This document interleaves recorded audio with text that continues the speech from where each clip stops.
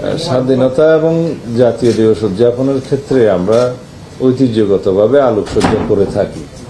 এইবার একটা গুরুত্বপূর্ণ সিদ্ধান্ত হয়েছে উদ্ভূত পরিস্থিতিতে এবং যাতে ফুয়েল ক্রাইসিস না হয় এবং কৃচ্ছতা সাধন করতে পারি, সেজন্য আমরা সিদ্ধান্ত নিয়েছি এবার দেশব্যাপী এই দিবস উপলক্ষে কোনো আলোকসজ্জা করা হবে না।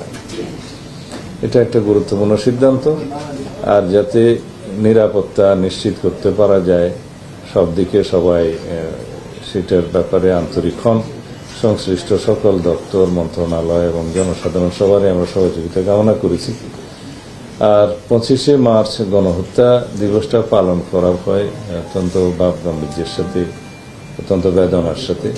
সেটা যথাযথ মর্যাদায় আমরা অতীতের মতো করেই পালন করব এবং এখানে ধর্ম মন্ত্রণালয়ের ভূমিকা আছে। মুক্তিযুদ্ধ মন্ত্রণালয়ের প্রধান লিড মিনিস্ট্রি হিসেবে এটা পালন করে। স্বরাষ্ট্র মন্ত্রণালয়ের দায়িত্ব হচ্ছে যে আমরা নিরাপত্তার সমস্ত বিষয়াদি দেখভাল করব।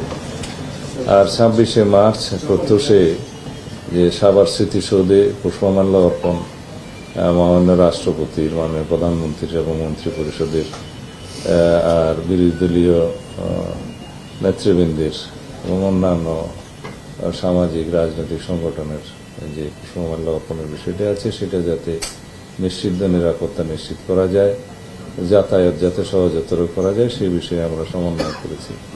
এই হলো আজকের বিষয় এবং আমরা আশা করি সবার সহযোগিতা পাবো।